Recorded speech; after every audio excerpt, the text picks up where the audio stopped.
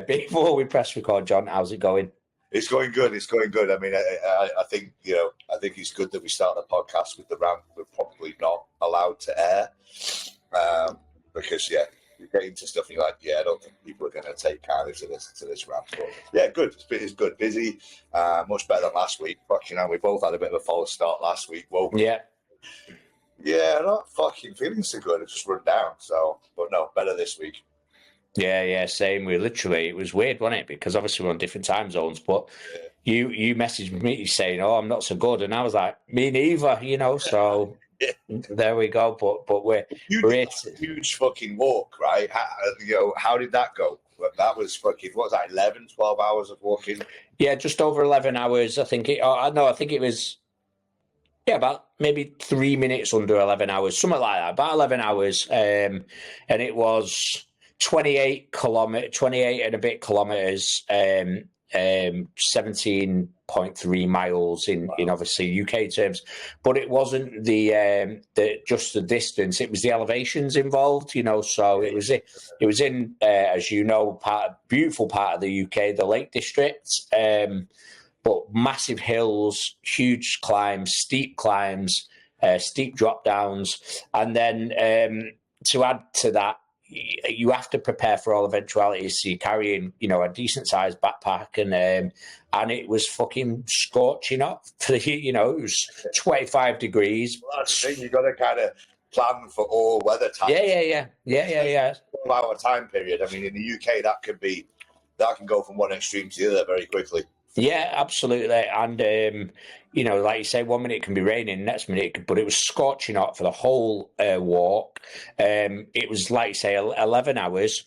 The girls had to work out where they could go for a poo if they needed one, you know what I mean? Because, think of that. Yeah, you've got to plan it all, mate, let me tell you, because, it's a full day, and it was a really good challenge. I drank over 4 litres of water in the 11 hours, and that included water with electrolytes in it. I had gels, salts, and all that kind of jazz, all sort of carb, bits of carb drinks, all that kind of stuff, all sort of, mixed in. But it was good. It was a good challenge. I don't know if I told you or not. I can't remember because it's a couple of weeks since we spoke. But I'd also, in the last month or so, slipped a disc in my back. So I've got a quick funny story on that before, because I still don't know what the announcement was, right? So the day before you was about to do it, you was in your car making some announcement, and we were in a cab in New York.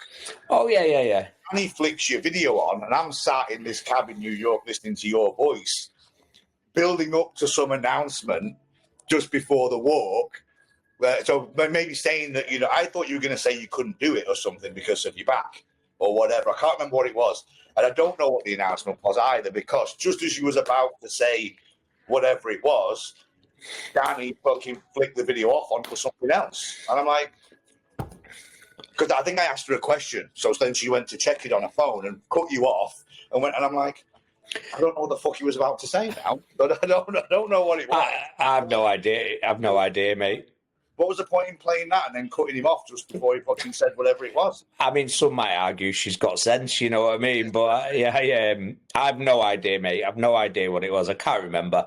I was struggling with a slip disc, and I was in a bad way for a couple of weeks, and just one of those things. It happens. It was good. It was good to get it done, get it over the line. I didn't break any records, with speed or anything like that, and I was still a little bit tender on my sort of legs and everything. But it was good. I've absolutely no idea what that announcement was, by the way. It was probably just me. I think it was building up to something to do with the fact that the preparation hadn't, I guess, gone fucking perfect, is how it was starting to sound. Yeah, I was supposed to, the following week, I was supposed to do the 10K run in Manchester. Okay. I had to withdraw from that. I couldn't. That makes more. It was probably that then, because you were definitely thinking about something you weren't going to be able to do. So I thought, fuck, he's not doing that walk. I thought. No, the walk was fine, but I think the impact doing the running is what aggravated me back in the first place. It was just sort of doing some moderate runs, light runs, and just it was just trying to run. Like I've known you for 20 fucking years plus, and you've never liked running. You used to complain about running like fucking back in the day, unless you were chasing a football.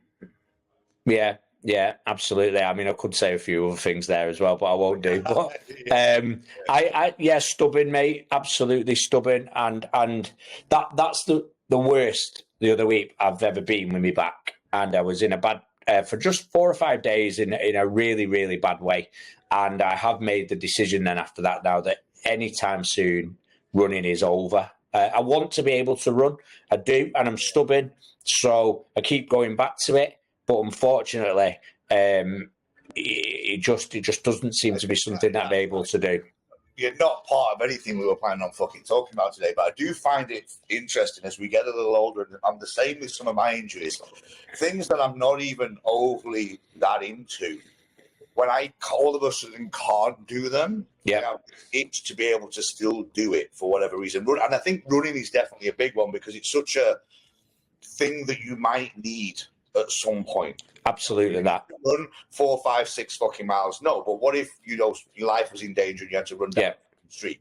Like, so well, whether we're into it or not, I just think it's a function that when you can't do it, whether you like it or not, running's this thing. You're like, I should be able to run. There's just general fitness things. I think that when you've done it your whole life, you feel that I still need to be able to run, I still need to be able to be strong enough to, like, if someone was in need, pick a fucking body up and carry them. Yeah, or do a pull-up and climb a wall or whatever, It's things that you set yourself when you're young. And I'm the same. Pull-ups now fucking kill my bicep. And I popped it a little bit the other day doing some fucking chin-ups because I same thing. I keep going back to them because I just feel it's a movement I should be able to do until I die, basically. It never bothers me on a pull down. It never bothers me on a lat machine. It never bothers me on anything else. And every time it clears up a bit, I'm like, okay, let's just do some chins, just see if I've still got it. And then every now and again, it'll fucking pop, and it's always on a fucking chin up. And it's usually because I've overtrained something else and I'm tired of it. Again, it's that mental thing of, I need to be able to run if I need to fucking run. I need to be able to do your pull-ups, dips, body weight stuff. I grew up with that shit. I want to be able to do those things to a certain degree. I don't need to. Yeah. But, that's what I was talking about the running. It's like the fact that you've got this weird obsession to run when you've never really enjoyed it. Yeah. Because you can't do it. It's because I'm being told I can't do it. Exactly that. Yeah. Weird. Yeah, exactly that. And physios and then there's a bit of an age thing there, and you link it to your age, and you think, shit, am I getting old if I can't run? So fuck it, I'm going to fight against it, and I'm going to rebel against it. But you know what? Might lead us into what we want to talk about, which is life systems, isn't it? But I'm sure I can run again. But what I've got to do is I've got to do the things to build up to it, and I've got to work on my postural issues and some core work, and I've got a little bit of lower cross sort of posture going on, so that in itself will compress the discs as we know, won't it? So then you start putting impact on that, and it's just going to compress the discs even more. But that kind of work to fix that's fucking boring, isn't it? So it's going for the. It's like trying to build a roof before you've even dug the foundations for your house, So also deciding what you actually want to run for. Absolutely, yeah, absolutely. You won't be able to just run, repeated sets of meters, let's say, so that you can run if need be. Do you want to run miles and miles because it's good for cardiovascular fitness, weight loss, whatever? And mindset, right? Running and jogging. I find jogging a really good thing to do, especially if I can get out in the right environment. Yeah. Fucking think through shit. Like running, my brain's all over the place. Then I start answering a few questions to myself, and then about halfway in, I kind of relax a little bit, and everything's good. I find it really good for the brain. I run with music sometimes, but I like to run without music because it allows me to listen to my own bullshit in my head. But I wouldn't get that with sprints. I need to with that. So it really depends what you build yourself up to. Mate, I can get that through my mountain bike, but you're absolutely right. It's just a bit ridiculous, really. That it's like it's because I've been told I can't. So, and I'm sure I will be able to run again. But if I do the strength work and the mobility work, and that then boils down to this thing of we fucking tell others to do these things, and then we don't always do them ourselves. And we've got all this great advice from other people, but then, you know, equally that whole saying of like the coach needs a coach, because you've got to have someone that you listen to and respect, where they'll tell you something and then you're like, oh fuck, I didn't want to hear that, but you know what? I respect you enough, coach, so I'll do it or not do it, as the case may be. So frustrated, mate, with that. Frustrated, but then equally, like you say, it's a bit fucking ridiculous that it's caused me to have back issues in the past. So guess what? I'll carry on doing it. I'll keep trying to. I think we tell ourselves it'll be different next time, though, right? On too many things, and then that can just go for life in fucking general, right? Like, yeah, I know that happened the last 3 times I did it, but this time it'll be different. It'll be fine. Zero change of like preparation whatsoever. Like, just if I rest it long enough, this time it'll be fine. Yeah, absolutely. But you know what, as well, mate, there has been a bit of soul searching with this as well, and you'll know this as coaches, because we help other people out. But so I've had quite a bit of work with a physio, and I like physiotherapy. I think there's a place for it and all that kind of stuff.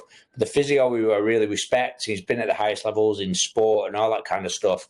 Obviously, and he works with me as well, right? So, you know, he's works with fucking elite, doesn't he? And but then he sort of said to me after, you know, even when I went back after his first session, it was near the beginning of the first session, he sort of got me going because you could see him in pain and all that. And then he says to me, you know, 6 months ago, mate, you were here and you were in this pain and I fixed you up, but then I gave you this work to do. How have you got on with that? And I was like, yeah, how's the weather outside? You know, let's just fucking not done the things that he asked me to do. And he called me out on it, and I respect that. He was like, listen, why are you on my physio bed again? And I was like, yeah, I get it. So I've quit everything a million times. I've quit boxing. I've quit jiu-jitsu in my head. I've quit lifting heavy. I don't need to fucking deadlift 500 pounds anymore. Fuck, I'm not doing it. And the last time I tweaked my back a little bit and I never get a back issue, but I've got a few other things going on, and so I know kind of why it happened, and I was pushing my limits.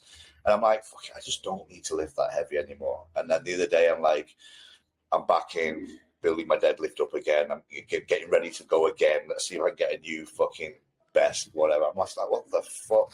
All the time. I think there's a level of human nature that's hard to get us to understand. When something bad happens, our immediate reaction can be to be like, I think I'm fucking done with this. And then you're feeling better again, and you're like, actually, no, I'm pretty good. Let's yeah. And then it niggles again. You get frustrated with yourself, but you know, when you really like doing things, and I think this is, you know, my like sometimes conversation and argument with people a little bit is like, you know, if you really enjoy it, then that might end up just being part of your process. Like, does someone else who doesn't understand their logic being like, just why do you put yourself through this? Why do it? You're like, when I am doing it, I am in a much better place. Yeah. Mentally, physically, everything. And when I'm not, yes, it pisses me off. But to make that decision to not do something like that when I am good and I am feeling healthy, kind of is, for me, is even harder. So if I'm not in any pain, which is rare, I don't have any injuries, and I'm still choosing to not do the things I enjoy just because what if it maybe hurts me, then it's a trade-off. I'm not in as good a place mentally. Yeah, I agree. I totally agree. But I'm like, yeah, but, you know, I was having this conversation with someone in the gym yesterday. There's the mother of one of the guys that comes and boxes, you know, and she's like older, you know, I think she's in her 60s and going through that kind of, you know, wanting to do things that are going to, you know, help her longevity, right? So she's of that mindset of like, you know, is the boxing good, you know, for my son? Like, you know, what you know, is it going to cause him injuries and problems further down the line? Because if it is, why would you do it now? And I'm like, look, your son's in his fucking 20s.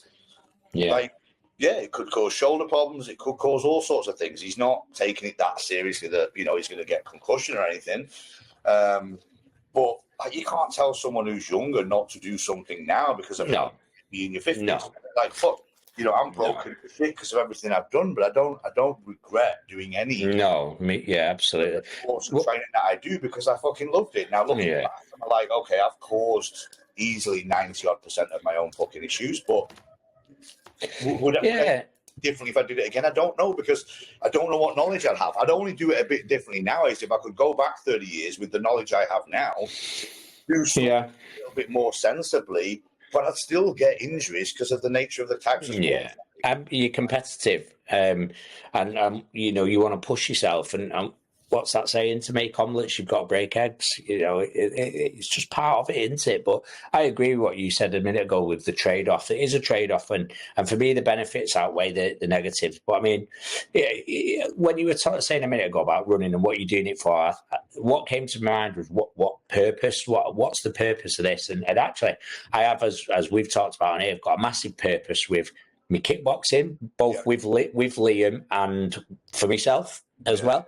And actually, the truth is, because like a lot of people, I tell others what to do, but I've got parts of my body that are really, really good and functionally sound. But then I've got some instabilities, and I've got some parts of my musculature that are stronger than others, and that I could do with. I've got an historic injury on my left shoulder, which has caused a little bit of weakness in my left arm, blah, blah, blah. What I want to do is be a good kickboxer. I want to do it for Liam, of course, but I want to do it for me. And we've talked about this. At 45 years old, it's harder to start something. I started when I was 43 than perhaps when I was younger. So when I go to the gym now, what is in my mind constantly is working on, and I mentioned the word a second ago, which I know fucking makes your blood boil a bit. It was functional, you know what I mean? But I said that word yesterday in education. I was like, what am I saying here? Not right now, but I fucking don't like it. Yeah. I want to get strong and well balanced and mobile, so that my kickboxing's good, so that I can kick equal height or close to equal height on both legs without it compressing my spine too much, that I can throw a decent punch with my left hand as I can with me right hand, and then so there is a purpose to it all. Running's not part of it; it's pure stubbornness.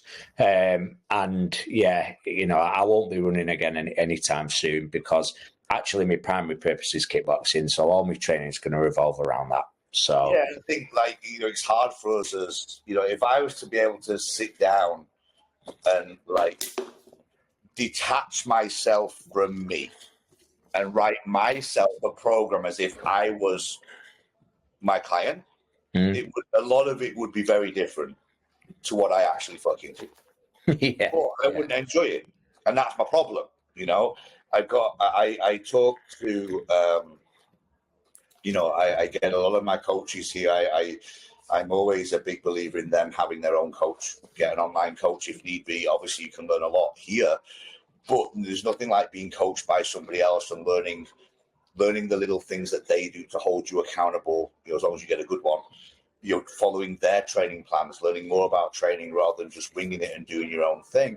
I spent years following different programs, and people ask me now, do you follow a program in the gym? And I'm like, no, because I can't. I mean, I can, but first of all, even if I was to try and hire a coach for the gym, I'm going to have to sit down and go, this is all the issues I've got.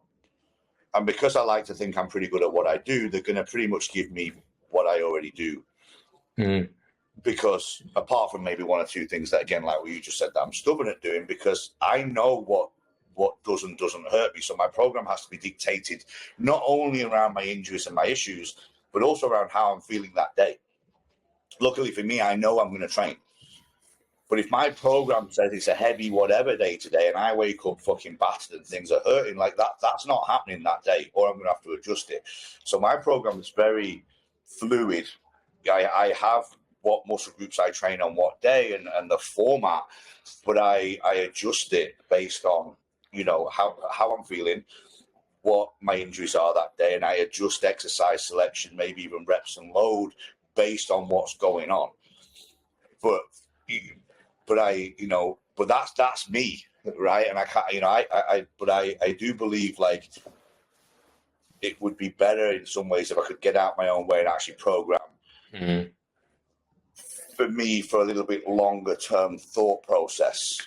My issue always comes back down to like, well, I could do all this stuff, but what if I lose a bit of strength? What if I lose a little bit of muscle mass? Because again, the age thing creeps in, and you're like, you end up at a point, especially for someone like me, where I'm trying my best not to lose what I fucking built over the last 30 years. Because I'm having the impression that if I, lost every bit of muscle in the next 12 months for whatever reason, I ain't building it back very easily. No, not the way I did in my 20s and 30s. And then you're a different person, right? And that's probably my biggest fear when it comes to my mentality and thought process to training is, as we all know, I'm not getting any fucking younger. So it's kind of like, okay, how much longer can I keep this going? And it's some of it's irrational because I think like this, and yet I had shoulder surgery. I couldn't train my upper body properly for easily 2 or 3 months, and I did rebuild. That was a few years ago, don't remember. I did rebuild the muscle. It did all like a lot atrophied. I didn't feel I looked great for a little while, but it did all come back, and it was a lot better. So some of these things are illogical, a little bit like you're running. Yeah. But, Look, the problem is, mate, and I say this without kissing our own asses too much, but it's just a fact that you know a bit too much as well, and that's a challenge. You've been doing it all your life, so you know all about training and inside out. So it's that itself obviously is a positive, but then it's a challenge as well because, like you say, sometimes you can't get out your own way as well. So it's difficult, but I think we both agree that training is something you've got to do for life, isn't it? I think we both agree that training has to be adapted, and like you say, how you trained in your 20s, you can't probably train like that in your 50s, 60s, but you've still got to train, and what we were going to talk about today that leads into that is that actually, people, let's say, look at building a house and they know that they do it brick by brick. They start with the foundations, then they build the house, and then they, they'll put the electrics in, and they do it in a certain order, don't they? And they've got a certain thing to make that specimen work. But we go to work and we go through life and we parent and all this kind of stuff. But we just sort of have this thing that we expect to be the best version of ourselves, but don't actually do the right things day to day, week to week, in order to be that best version of ourselves. So I suppose what I'm saying is, training's one of the things that we've got to be doing every day. But what do you think are the other key things, the other sort of key non-negotiables, the key systems that people have got to put in place in order to build their body, build themselves to be the best version of themselves, I suppose is what I'm asking. Yeah, I mean, I think, what we kind of discussed a little bit was like, having, I guess, systems in place for sort of everything within our lives, right? What I found and what triggered me off to this conversation in the first place was we're surrounded by a life of systems, right? Whether you like to believe it or not, we live in a system, right? And I'm not saying that systems that are not our own choice are always the best, don't get me wrong. But by and large, most of the things that we've got very good at, and I'm sure you have it, anything that's within your business, when the fine tuning that you've done to build charity boxing nights, when that date comes around and you've got to start the process again, there's a system.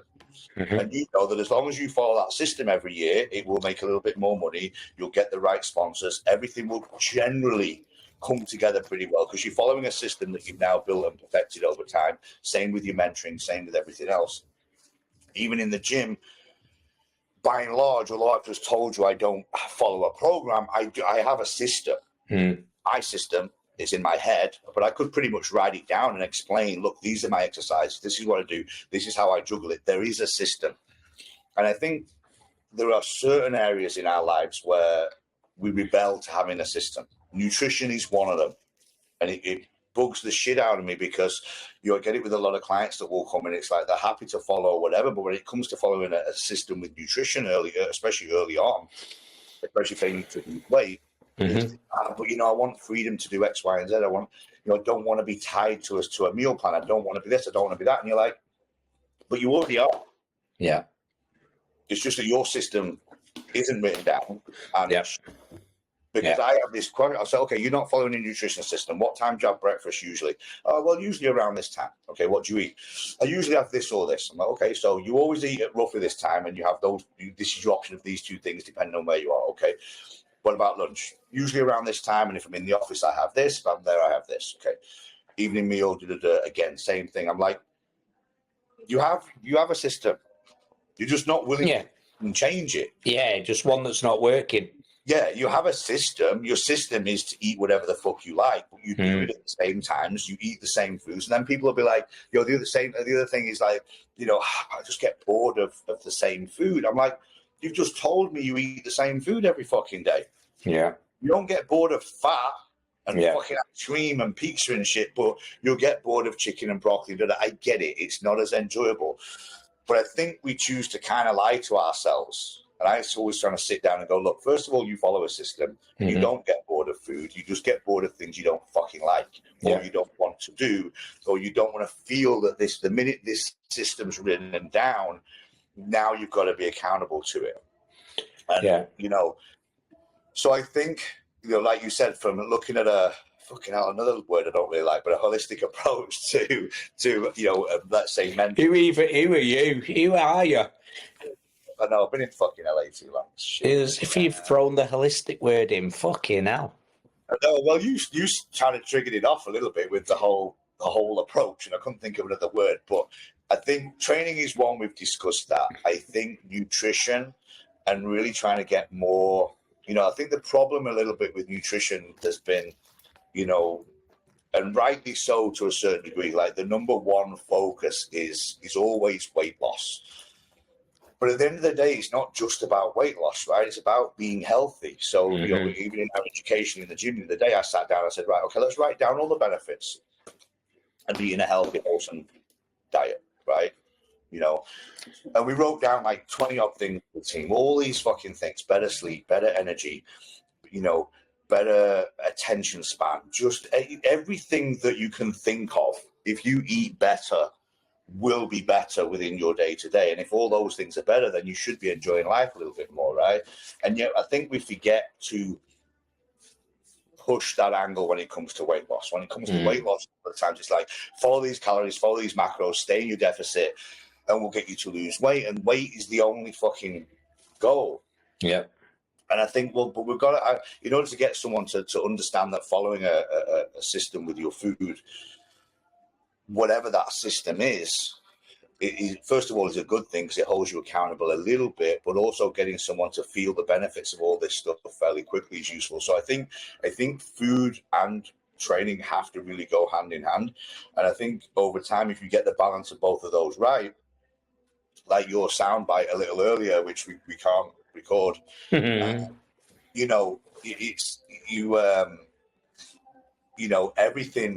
everything kind of functions a little bit better, right? You can afford to have a drink if you want every now and again. To enjoy a burger or pizza, but now it's not really detrimental to your health. Your healthy markers are where they are, and again, it's really hard to kind of get people to understand this. And I think the age that you are is also, part of it. If I look back at what I was doing 20 odd years ago, if someone had said to me 20 odd years ago, like, to do this, this, and this, and you live 10 years longer, I'm like, well, I can't see that far ahead. I'm not sure whether I even want to live fucking 10 years longer. That's a long time. Yeah. Coming up to 50, if someone says, okay, do X, Y, and Z, you'll live 10 years longer. Now I'm starting to think about taking that deal. I'm like, yeah, actually, I don't want to go anywhere, so I'll take 10 years. If it means all I've got to do is sacrifice X, Y, and Z. Yeah. And I think that's the problem. People are not willing to make a few sacrifices for the better good of something long term. They almost just can't get out their own way of being like, this is difficult, but I like this and I like that. And it's like, okay, well, just understand And this was like my post the other day. I kept it very simple, but I was like, I heard this the other day and I was like, fuck, none of us think like this. If you don't sacrifice something for the thing you want, the thing you wanted becomes the sacrifice. And I was like, fuck. My mind was a little blown away because we forget that part. So if someone comes in here and tells me they're overweight and they say, I want to look this way, I want to feel better, I want to be able to, live a long and healthy life for my kids and blah, blah, blah. But they're not willing to do the work. Like the thing you just said you wanted, you are now sacrificing by not doing the work that you said you wanted. So you're not going to look the way you want to be. You're not going to be healthy. You might not live longer. You might not be able to run around and have energy with your kids. Are you okay now making that sacrifice? Yeah.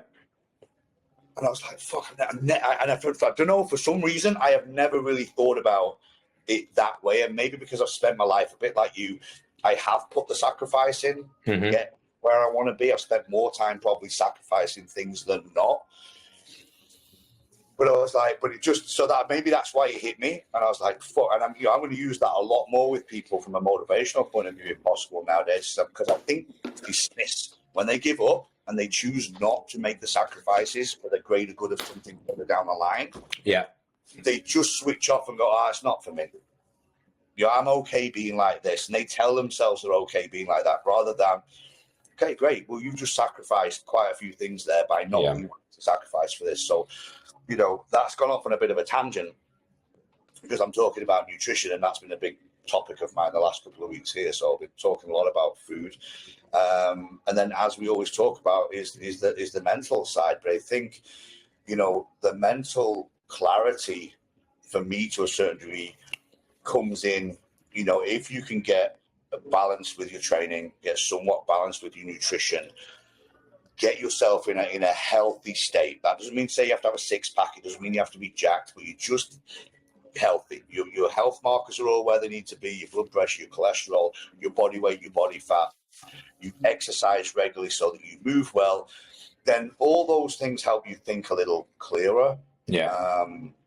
Which then in turn leads to having a little bit more clarity if you do have issues mentally, and mental health's a big fucking spectrum of things.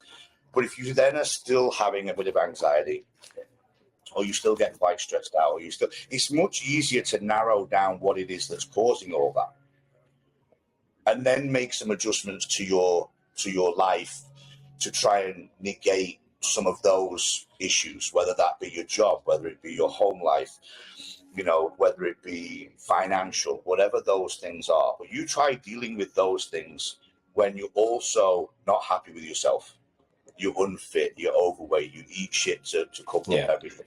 Yeah. It's really hard, in my opinion, to fix mental health when you're just generally not happy with yourself and your body's not happy with you either. That's my kind of take on it. I think when people try and jump to trying to fix the mental problem first, it's losing battle, but it's got to go hand in hand with everything else. Well, yeah, Tony Robbins says physiology first, and I agree with that. You get moving first, and then you get your body moving, then you get your food right, and then it will fix your mind. Obviously, that doesn't take into account like chronic depressions and severe mental health issues and all that kind of stuff. But that, you say, that general low mood that people have got, that general brain fog. Closer to fine tuning why that's become chronic. Absolutely, yeah. Absolutely. Some of that part of it, because I think once you take away your physical issues due to lack of exercise and shitty foods and things, you're left with at least your own body in its best state to deal with it. Yeah. Mind.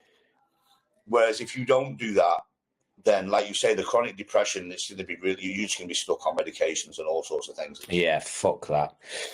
As I always say, mate, to summarize what you've said there, one of my favorite sayings I use with clients all the time is short-term pain, when repeated often enough, will lead you to long-term pleasure.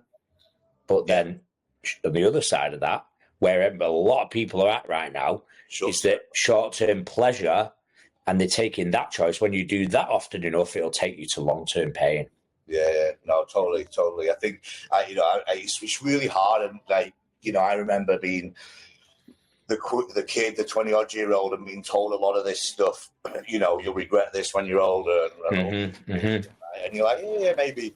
But I do think that I do believe that no one gets away with everything forever. No. Your past life will catch up with you from a health point of view. So, you know, hey, fucking hell, I hope not.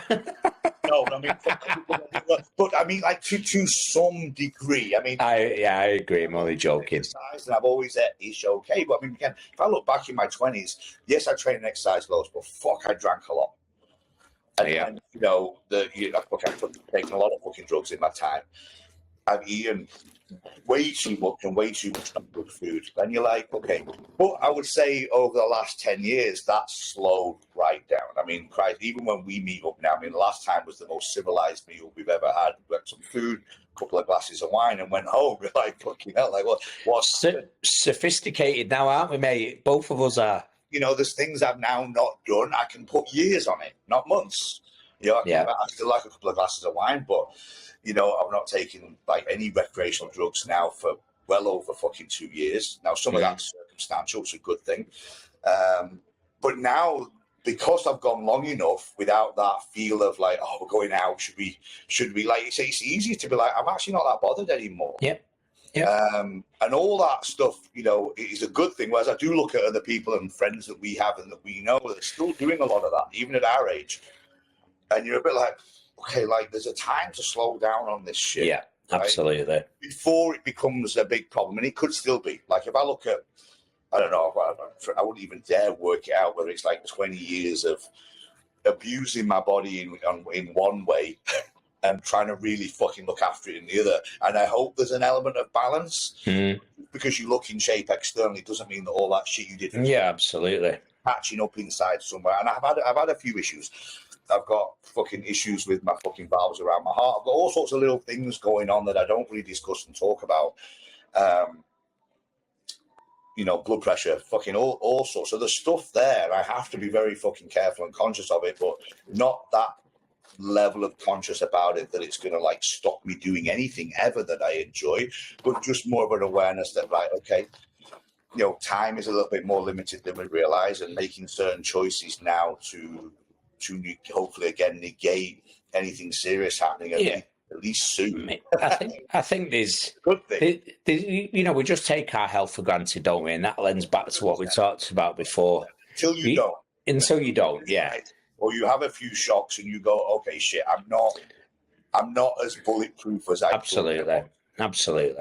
But then, like I said before, you know, going back to people going into work or going to play competitive sport at a weekend or whatever, particularly the work thing, that's one that springs to mind. It's like, you know, yeah, I'm a senior manager, I'm a business owner, I'm this, that, the other.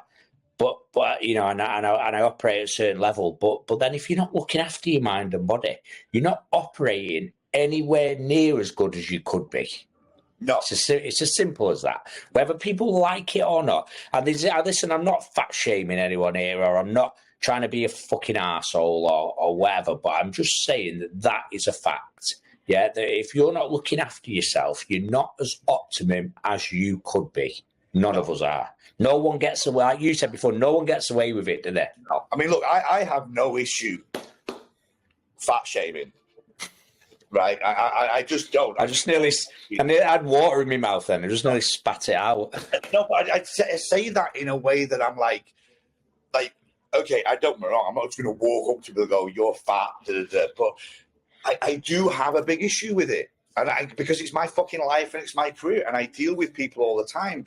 And there was a thing on, I don't know whether it was on the news, and some woman in the health department over here making a big deal about, what's that fat loss drug that everyone's using now? Oh, fuck knows. Yeah, I've seen it. I've seen it. I keep forgetting the name. Anyway, it's a fat loss drug. It's actually for two things. So it's originally for blood pressure and other things, but people are now, as Zenpack, for whatever. Anyway. Don't know. But apparently, to be on a prescription for that drug for 12 months in the US, it's $12,000 a year if you're taking it for its original purposes, which is blood pressure and all these other things. Mm-hmm. In it for fat loss purposes, it's 17 grand a year. Wow. right? But this woman is campaigning to get the drug prices down because this is insane, and we can't help people lose weight and because the drugs are becoming too expensive. Mm-hmm. Like, why can't these people just fucking exercise? Yeah, well, got to give them a fucking drug that, like, it should be fucking expensive. Is my make people have to have the choice of, like, look, you can take this fucking drug, but it's going to cost you a fortune. Well, that's that. Gym and eat well and get healthier and fucking and you know, that's what pisses me off. The answer, especially we can't tell, mate. We can't tell. We can't tell. It pisses you off. It was just the way it was presented. Like, we're making drugs too expensive for people. Like, well, okay, but that's you saying that drugs is the only answer to solve it. Yeah. Well, it's the easy answer, though, isn't it? It's the quick answer. That's that short term. But pleasure equals long-term pain thing again. Yeah, and it's because it's linked to fucking weight and obesity. Like, you caused that shit yourself, right? I'm not talking about if someone got cancer. Oh, of course. Yeah. What you needed was like 30 grand a year, and you're like, I'm on minimum fucking wage, mate. I can't. Can't pay it. Yeah. I now can't afford this drug to save my life. Yeah. Right? I didn't, I mean, there are cancers that we can cause along with other long-term illnesses. But by and large, I think a lot of these things happen without our knowledge. And looking at obese and things, all that sort of stuff, that could have helped bring something along. But I do feel that in a lot of those cases, it's not as clear that it's the individual's fault. Being overweight is the individual's fault. And that's where I get pissed off. I'm like, you cause yourself to be overweight. Yeah. So yes, that drug probably should be expensive for you. Or you can get on your ass, get a gym membership. Like, one person responded in all the fucking comments, like, why does the government just give everyone a free fucking gym membership? Like, why does the government have to fund this drug more? Which it will, because they'll make fucking lots of money. Yeah. But it was more the attitude of the woman that was campaigning that these. Yeah. Well, it's the victim mentality, isn't it? And it's the low resilience, low testosterone, and I mean that for male or female. It's the low resilience, low grit, low determination society that's like, it's hard to lose weight. Yeah, it's fucking hard. Get on with it. Yeah. Oh, it's hard to make money. Yeah, no, get on with it. Yeah. And I looked, by the way, I looked while you were talking. It is a Zempic, it's called, and it's the injection pen, isn't it? Yeah. So, and we're fucking doing it, but it's like, it's not a long-term fix. You come off that, and if you're carrying eating shit, you're going to go back. You're going to go right back. Exactly. So, I think, look, this has gone on for years, talking about better educating the public. I think it's not just about better educating the public; it's about leaving people with, in some ways, less fucking choices. Yeah, absolutely. If there's a choice to do it the easy way, then everybody will. It's always been the same with weight loss. Nobody really wants to put the work in. And look, I deal with people. I've got to be careful how I word this sort of stuff, especially because of our million subscribers that might come to my gym, but because I do have empathy for people that are overweight and really want to come in and make a change. I'm here for that. That's what my gym's for. That's why I built it. I'm here to help people. Don't get me wrong. I think what pisses me off a lot is when people are overweight and we make excuses, and it's like it's somebody else's fault. And so the fix is a drug, or the fix is this, because it's not my fault I'm overweight. It's like, well, it is. You created that, and that's not a bad thing. I'm not having to go at you, your personality, anything, but let's do something to now take it the other way and understand that, it took you a long time to get this way. It's probably going to take you a long time to reverse it the other way, but you will be better off for it long term, because also, I think being able to do it yourself, being able to get in the gym, get yourself into a new routine, which comes back down to, following a system for yourself that's going to get you there. I can map out, as you can, I can map you out a system of what to eat, when to train, what not to do, and we can then map out a timeline. I can almost give you, as long as you follow everything, a fairly accurate timeline as to how long this might take you to get there. I can help support, I can motivate, I can do whatever you need, but you're going to have to put the work in and follow the system. Every time you fall off the system, you're going to go backwards. But the system's hard, John, and that's the problem. The system's building. I think, we didn't get there today, but, someone asked me a question the other day of like, how would you go about building, resilience in people? This is a big one for you, right? Because you do these kind of resilience type courses, but I'm like, I don't. Neither do you, really. Like the as far as me instilling resilience in someone is impossible. What I can do is put you in environments that will help build some sort of resilience. Yeah. Now, whether that resilience translates into other tough parts of life, like ice baths are fucking hard. What it builds resilience for, I don't know. Like, does that build resilience that if you lose a loved one, that you're not going to fall apart because, well, did 3 minutes in an ice bath, though I'm good? Probably not. But there are all these things that we can do. But I think something like following a plan and seeing it through, whether it's weight loss, whether it's fucking your training, whether it's anything else in life, learning to fucking play the guitar or whatever. Yeah, it's hard. It's difficult. Kickboxing. Absolutely. I'm fucking 100% sure that Liam is buzzing to go every single week, right? I'm also 100% sure that you're there on a Thursday going, oh, fuck. Yeah. Right? Mate, you're absolutely right. You nailed on, and we can't get into the whole virtue signaling thing, which is what we were talking about before we press record. But the ice bath's become one of the modern day virtue signals, and whether you like it, great. If you don't, great, whatever. But mate, fucking. I mean, I agree, by the way, everything you're saying about resilience and whether it transfers or not. Sometimes it might, sometimes it doesn't. I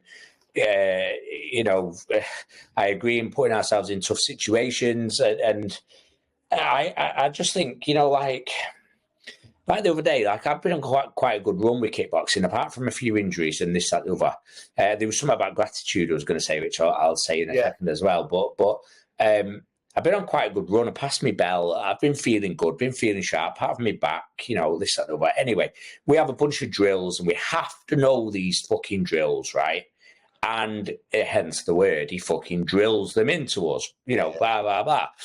And I think I've got him pretty much down, and I passed my grading, doing them all the other week, and this, that, the other. And I went to kickboxing the other night, and he called a drill out, and literally, as he was stood in front of me, he called out what's called check-in drill. Yeah. I just started in a massive fucking room, 50 of us, and I'm the only one in the room who does the fucking clinch drill instead of the check-in drill. I don't know what I was thinking, I don't know where my head was. And he stops the fucking room and says, yeah, clearly someone doesn't know the fucking names. He doesn't swear, by the way, but and I'm stood there like, what the fuck? But those failures, those letdowns, those lessons, they build you. I had a bad lesson. I made it happens. I had 4 or 5 mistakes, silly mistakes, elementary mistakes. Those bad lessons will make me more resilient. As long as, like you said, what I've now got to do is get back there tomorrow, do it again. Yeah, well, also, I think that just to add to that, getting it wrong and fucking up's one thing, but I think what really builds the resilience and the character, to a certain degree, as long as we've coached our whole life, as long as you're not being an absolute dick, is the way you responded to being called out. Yeah. That's where I see a lot of, like, true resilience, right? I've got guys come here now and they spar each week, and they're fairly new, they're fairly green, and a lot of it I'm still trying to teach them really how to spar and control themselves and things like this. And it's like, sometimes they'll get a little heated, sometimes I get a bit frustrated because I'm trying to help them, and I've had the odd one sometimes spout back like, I'm trying. I'm like, don't respond while you're sparring. I'm trying to help you. I'm trying to give you a tool to improve. Just listen, try it. If it works, it works. If it doesn't, it doesn't. But I'm trying to help you in the moment. And I'm like, I sometimes wonder. I mean, luckily they all come back each week, so I must be doing something right. But I see. Even I worry more nowadays with my coaching style and my sometimes the way I guess put things across or call people out. But when it's something like fight sports for me, I take it seriously because I'm like, look. I could be all softy soft, but the bottom line is you're in here trying to learn to fight. Yeah. And if I don't take this seriously, if I don't let on how seriously the mistakes you're making are, you're going to get fucking knocked out. Yeah, I mean, were you in my class the other day? Because when he stopped the class, he told the whole room, "I'm here to teach you all to fight." Oh, which is exactly what you've just said there. So It's like, look, I can be all nice, and I am 99% of the time. It's coaching. But, so every now and again, when people are not quite listening, or sometimes they go off on a tangent, and I don't know if you get this at kickboxing, but I teach one drill. And because some have been coming a while, so I'll teach the drill, and it's the start of a drill that's building up, right? So 3 shots each max at the start of the drill. And then I'll look over in the corner, and a couple that have been training for a while, they're adding on to the drill. And I'm like, yeah, but you're getting the first part wrong. Wrong, yeah. Nail the first part, worry about what my add-on is going to be, whether you've got it right or not. And sometimes they've got the add-on wrong, even though you can do that. There's so many variations, right? But I'm not even going there with it today, but well done, you've remembered from last time. But I'm like, sometimes just that frustration on my part, sometimes like, stop getting ahead of yourselves. I get it, a little bit more, but there's no harm in redoing this until you get it right. And the reason I'm pulling you on it is because I want you to get better. Otherwise, I could just leave you to keep doing the same things wrong forever. If you think I'm on your case or I'm being an arsehole, then I can't help that, but I do take this seriously. I do want you to get good. And I always get a little bit more, not frustrated, but if I'm going to get frustrated, it'll be a bit more sometimes with the guys that spar. And these are all my longer term guys. They've been coming for ages. I love them all to bits. But it's because I want them to get better in the spar. You need to see how this translates. If I let you get it wrong out here and let you get it wrong in the bag, you get it wrong in there. And it all translates. And I think most of the times they get it. But the resilience has got to be taking things on the chin. And I do, this has gone off on a tangent and probably for another day, but I do think, I got asked that question the other day, and I'm just like, I think one issue, and we'll leave it for another time because I know time's kind of moving on, because we were going to bring up the whole national service thing in the UK and stuff, but whether that's a good thing or not, there's definitely a level of less resilience in people. Don't have to say much to people nowadays to get them upset or for them to never come back, or and to get pissed off with something and be like, I'm not going there again. And look, rightly so, some people are arseholes, and sometimes, you deserve to lose your business if you're a complete dick. But at the same time, sometimes we're just saying normal things. You're almost scared to say anything to people nowadays. It can break down in front of you. Yeah, well, do you know what, mate? Obviously, there's a point in there, but then equally, there's part of me now that's just subscribed to that thing that if you're offended, then that's your problem.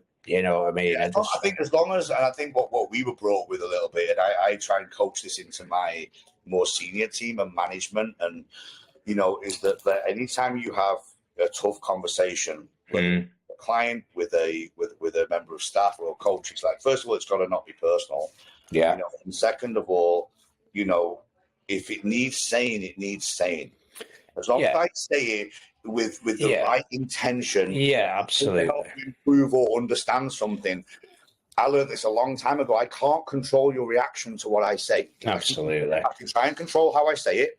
I can try and control the meaning behind it. Am I trying to educate you? Am I trying to get you to get better? Am I just trying to get you to understand, look, you've been fucking late 3 times this week. This can't happen. If you want to take what I said badly, like I'm picking on you, I can't fucking control that. Yeah, well, that's a you problem, isn't it? Pulling you on something like that is going to upset you. Yeah. Or don't be late. Or don't be. Yeah. I'm not going to fucking just not say something. Well, I think that's a you problem. That's a them problem, should I say. That maybe opens up kind of words for a different day, which is all about standards and why standards are so important. But we all know what's offensive in life. There's certain words that are super offensive based around, race or religion, or there's certain swear words that are very offensive, or, we all know that. But then people grew up knowing, like, I don't know about you, I knew every time I was going to get in trouble. Yeah, of course. So I was really fucking like, I know I'm going to get pulled on this. It's just a matter of time. And then when I get pulled, you're like, yeah, okay, you're right, I'll do it, whatever. Yeah, of course. I think there's a bit less of that now. I think people are not called out on the bullshit that often. And then when they are, they're almost offended by it. Like, hang on, you're having a go at me. It's like, have you not been, like, told off ever? Did you grow up not doing anything wrong? Did you grow up having, like, letting everything be slide? I was like, fuck, almost every other thing I did, I knew I'd probably get fucking punished for in some way. Just depending how long it took me to get caught. Mate, when me and Liam started kickboxing, this kickboxing instructor has got an amazing reputation. I think he's an 8th dan or something. he's got an amazing reputation, but then he's got a fearsome reputation as well. And fuck me, that is fucking warranted when you meet him. You know, he is a fucking beast, let me tell you. And you know, I just said to Liam from the get-go, you know, like you say, we've gone off on one here now, so we probably need to bring this to a close. But I just said to Liam, I said, look, if you get in shit in that kickboxing class, don't come looking to me. Yeah. And that's not about me having a row with the instructor or anything like that. That's about you know, you own that. You take responsibility for that. If you get a bollocking because your standards slip, or if you get a bollocking for your lateness, your timekeeping, your lack of effort, anything like that, don't come looking to me. Because I will absolutely hang you out to dry, and I'll leave you to it, you know. And that's how you improve people, isn't it? 100%. I think, like, you know, taking your, you know, and again, we'll wrap up on this, I guess, because I think, you know, and I don't know how it is nowadays, and every fucking episode, I think I say I don't want to do the whole back in our day, but, you know, as a parent, I do think that's the perfect example, right? You're taking your son to an environment that is somebody else's environment. This is their gym now. Yeah, like you said, if the way they talk to your son or treat your son or whatever, you're a bit like, I'd rather you not talk to my kid like that. But you've got a choice. Later on, you can go home and go, hey, you know, let's not go back there. Let's go somewhere else a little bit more, whatever. Or you can go, okay, am I being a bit too protective of my kid? Because that's easy as things have changed, right? Yeah. Take yourself out of it and go, you know, back in your day, what would your dad have done with you? And you'd probably like, yeah, they let me get bollocks. Yeah. And I would have had to learn how to deal with that and respond to it. Because that was my upbringing. Fucking hell, you know, I learned very quickly not to go back and, like, you know, try and get my dad involved in my shit.